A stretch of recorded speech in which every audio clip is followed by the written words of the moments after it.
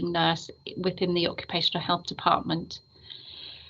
So we've got about half an hour and we'll go through some slides, and then at the end of the slides there'll be an opportunity for questions.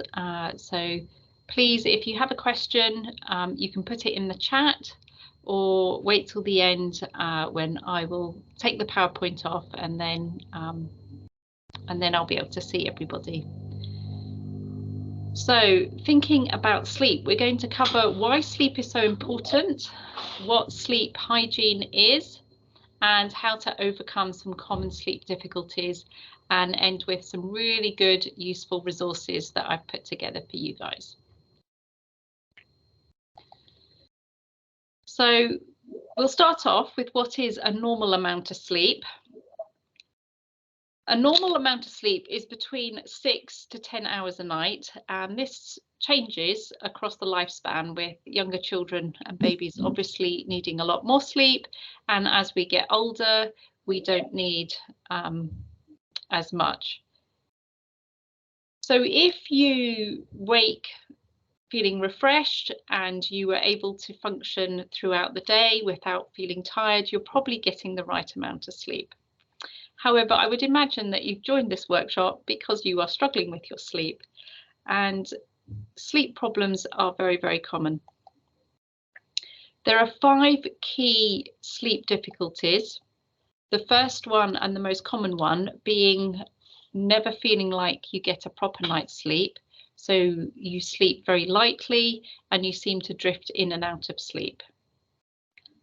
The second one is you toss and turn for hours on end, and no matter what you do, you can't seem to get off to sleep. The third one is that you don't struggle to get off to sleep, and once you are asleep, you stay asleep. However, what happens is you wake up 2 to 3 hours earlier than you need to, and you just lie there and you struggle to get back off to sleep. A less common one is being very restless throughout the night, often waking and not being able to get back off to sleep. This is very common if you are in pain and the pain is triggering you, or if you're quite active whilst you sleep. And the final one is you may be somebody who has absolutely no trouble getting off to sleep or staying asleep. Your problem is staying awake, and no matter how much sleep you get, it just doesn't seem to be enough. The importance of sleep.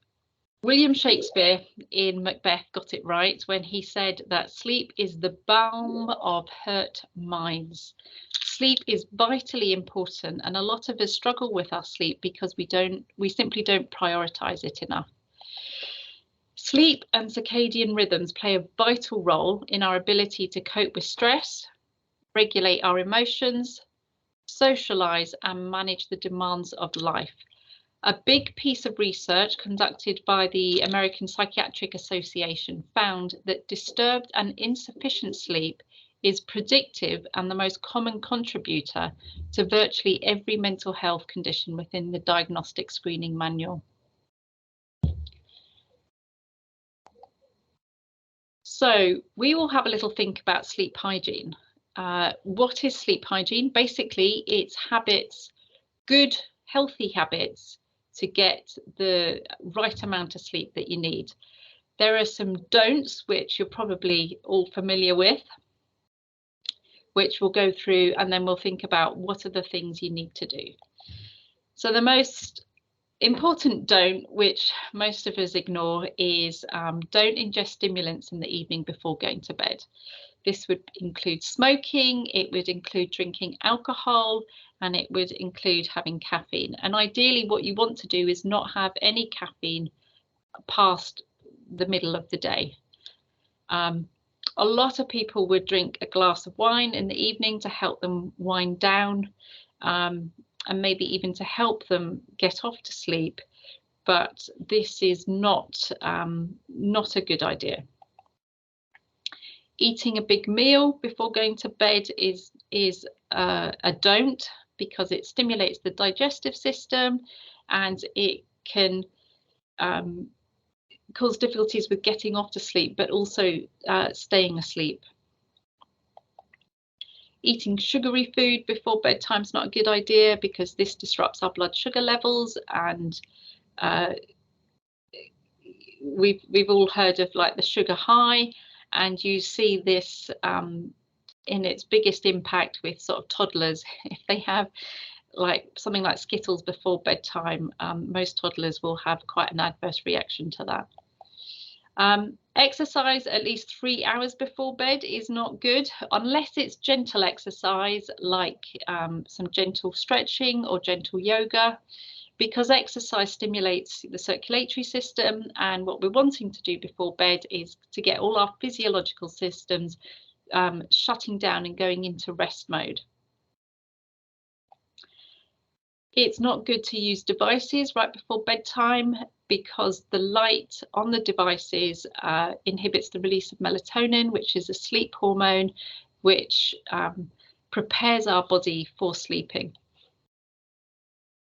However, I know that on some devices you can change the light, so it's a non-stimulating light. So a lot of people might use their phone to access an app or to read.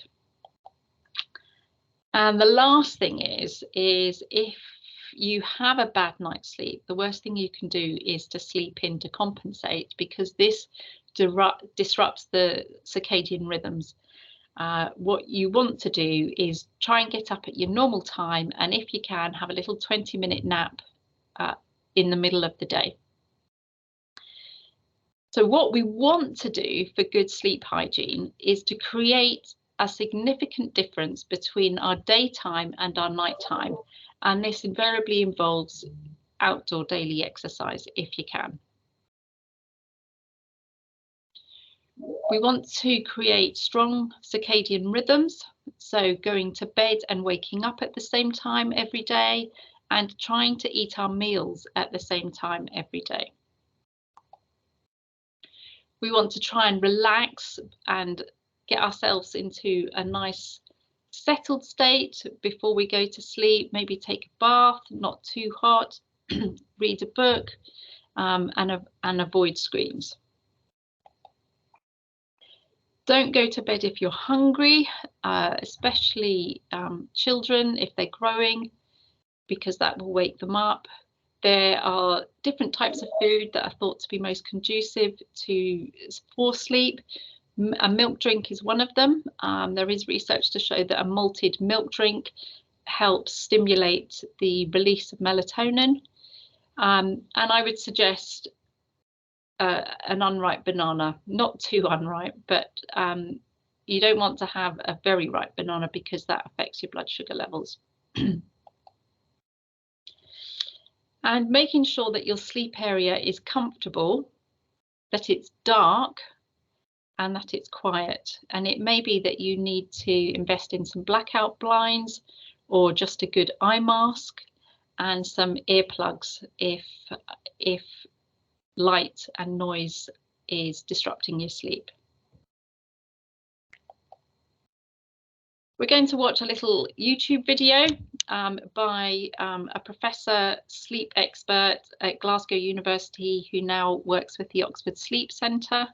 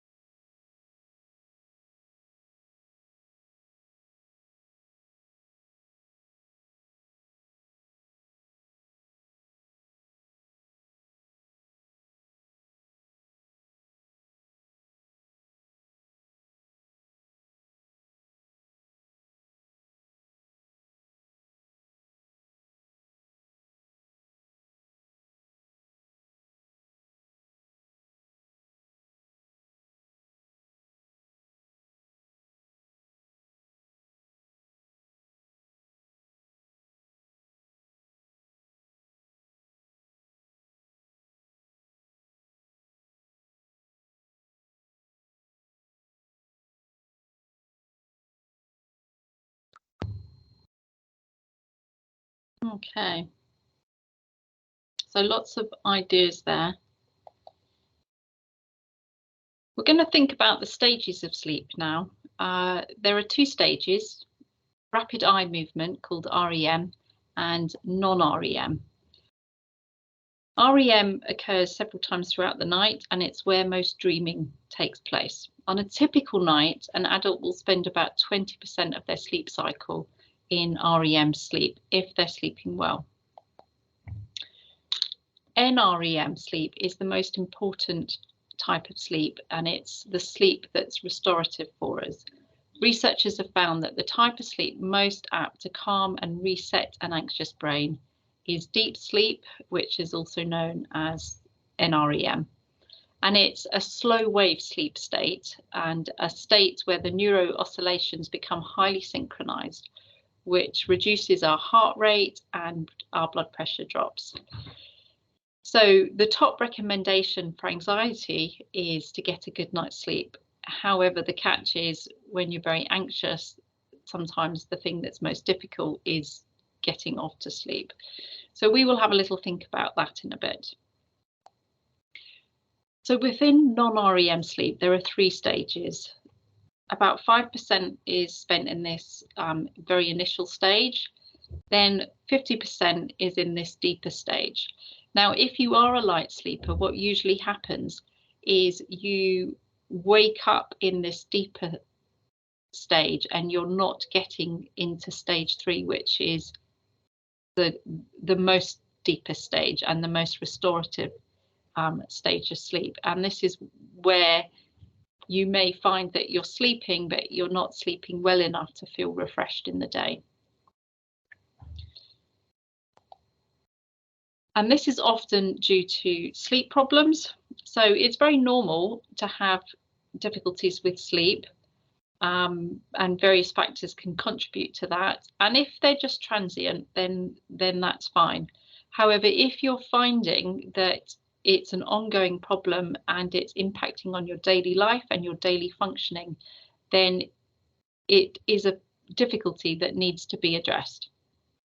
There are many common factors that impact and contribute to sleep problems: being in pain, needing to go to the toilet in the night, menopause and hot flushes in women, depression. So with depression, a really common symptom is early morning awakening. So that's waking up at about 3 or 4 o'clock in the morning and then really struggling to get back off to sleep. Obstructive sleep apnea.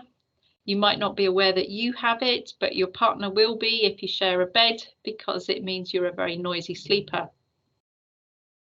Restless leg syndrome is another thing that can make getting off to sleep really difficult, and it can be caused by anemia, so it's worth getting that checked out by the GP. Stress and anxiety are really significant factors with difficulties getting off to sleep or getting managing to stay asleep. Often whilst you're sleeping, the anxiety gives you very vivid dreams, which can then disrupt your going into a deep sleep. ADHD, autism, neurodiversity issues, sensory processing issues can all make it much more harder for someone to get off to sleep. This is because they are perhaps overstimulated or overly anxious about the day or processing the day that they've had, and they may need a much longer settling down time before they are able to actually drift off and be in a calm enough state to go to sleep. Bereavement and trauma can have a very significant impact on sleep for much the same reasons. And shift work. Now, we have got a specialist session on shift work because that needs looking at separately, because shift work is massively disruptive of circadian rhythms. So please join the seminar. I think it's next week or the end of this week, when that will be considered more specifically. So we're going to look at some common sleep difficulties, the ones we mentioned at the beginning of the workshop. The first one being getting off to sleep. Now, the key thing here is trying not to worry about not sleeping. So our goal isn't to get to sleep. Our goal is to get our body into a calm and relaxed state, which will allow it itself to get off to sleep. And one of the most effective ways of doing that is something called a body scan. And I put a link in here, and I've got another link on the resources. I recommend the Bangor University website. They are a specialist institution that produce an awful lot of research on mindfulness, and the body scan that's recommended is about 45 minutes. They have got shorter ones if 45 minutes seems a bit daunting, and it's a trauma sensitive body scan that's been recommended. So the body scan it's a lovely thing to do, although it can be a bit strange if you've never done it before. But it is essentially just becoming aware of your body and tensing and relaxing different muscle groups throughout your body, so that you become aware of where you're holding tension, and are able to sort of release that tension. And whilst you're doing that exercise, you're focusing on your breath, and it blocks out worries that you may be having. When you find that perhaps worries are intruding your mind, you just sort of notice that and bring your mind back to what you're doing, which is noticing tension in your body and relaxing, specifically relaxing muscles. I mentioned restless leg syndromes.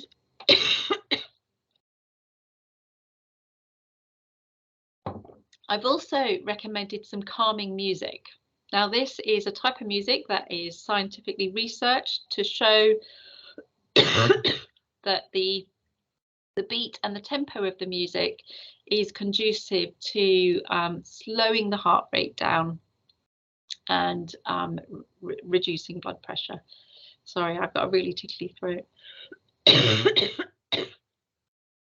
So the next one is staying asleep, and what's most common with that is bladder difficulties. So what you want to try and do is keep yourself really hydrated in the morning.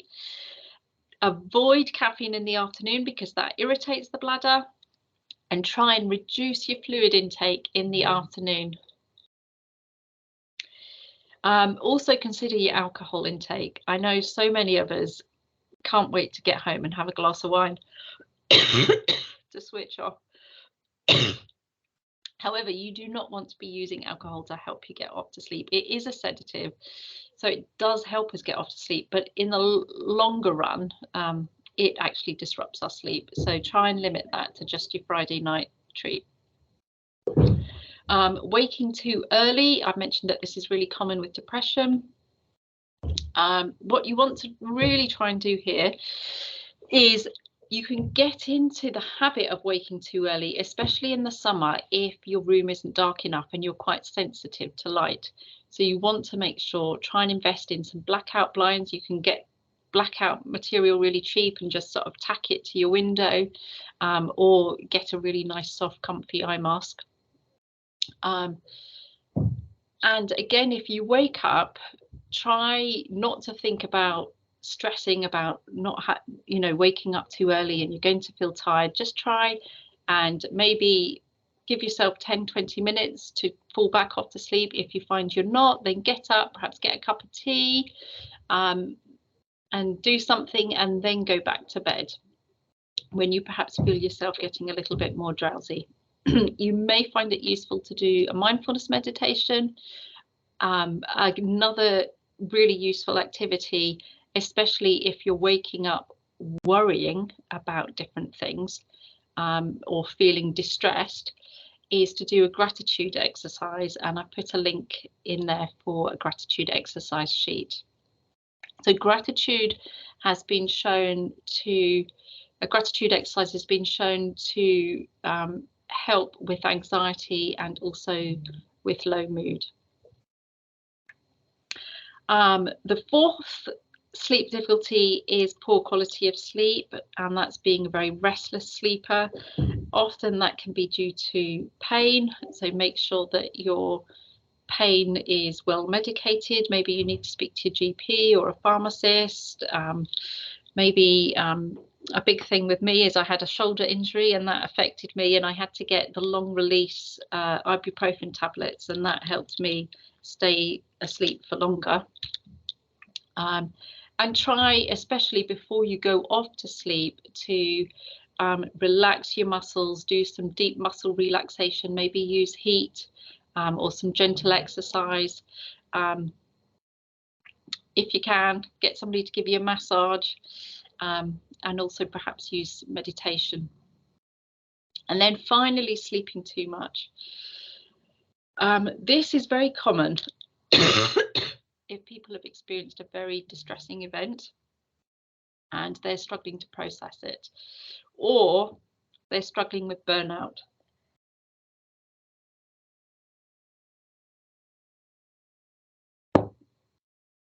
And the key thing here is try not to nap for more than 20 minutes throughout the day. Try and get exercise and fresh air throughout the day. And maybe consider, do you need to take some annual leave? Do you need to take some time out for yourself and give yourself some proper time to rest and recuperate? You know, if you've gone through a bereavement, if you're very stressed at work, then or you've got layers upon layers upon layers of multitasking, you know, it may be that you need some time out to properly rest your mind and your body to fully restore your energy levels back to what they should be. So these are some resources that I've put together. I want to draw your attention to Sleepio, which is a CBT sleep app that was developed by the professor who did the video. I've forgotten his name off the top of my head. Now, you can access Sleepio for free if you go through the Mental Health Foundation website. Otherwise, if you have a relative that lives in Scotland and you can put their postcode, you can access it for free also. Then I've got the mindfulness one there. I've got the gratitude journal, got the calming music. I know somebody put on the chat that they love listening to rain. I love that too. I've put a link to some foods that can help with sleep if you're interested in that. And if you are struggling with sleep and you feel it is related to work stress and possible burnout, I've put in an article there to help understand the stress response and how it increases our arousal, and how when we're in a chronic state of constant arousal, that can have a significant impact on our sleep, but also on our general physical health. And also just to say that if that's you, then you may like to consider a referral through to occupational health. Either refer yourself or get your manager to put a referral through for you, and we can see what we can do to help you with that. This is our email, so we look forward to hearing from you. But I will take the PowerPoint off now, and we can have an opportunity to chat if people have time to stay with us. Actually, Dora, I might ask you to do that for me, or Indy. There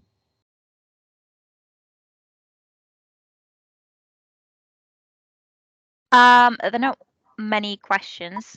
We've got some feedback about body scan, and let me find the other one. Around so yeah, somebody said that they listen to raindrops before bed while they read, and that's very helpful. And I've also put all the links from the PowerPoint, which we will share at the end as well. Yeah, and we'll put the Mental Health Foundation link, because that's where, they've got a form there, and if you fill that out, you are able to access Sleepio for free. Yeah. All right, well, maybe I think that's everything. We look forward to hearing from you. If you want to send an email into the occupational health team, that would be great. But take care, everyone, and look out for the follow-up seminar that has been run by one of the doctors here within occupational health, who has a speciality in sleep and shift work. Thank you very much. Take care. Enjoy the rest of your day. Hi, I had a question. Oh, great. I just wondered, I wrote it in the chat. It was just if you had any tips for RSV.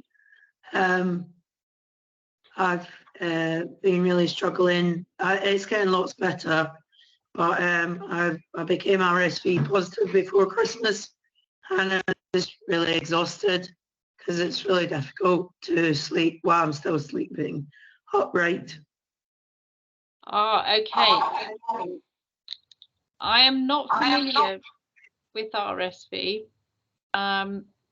It's basically like having 24-hour croup. Okay, yeah. So I initially thought it was just my asthma, but I ended up getting told to go to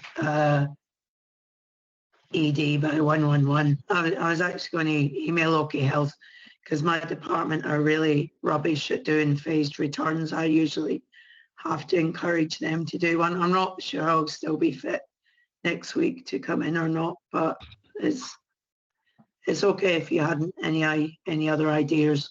I just have to sleep upright. Right, yeah. That does sound quite uncomfortable, having to sleep upright. Yeah. Oh, yeah. Okay. Yeah. All right. Well,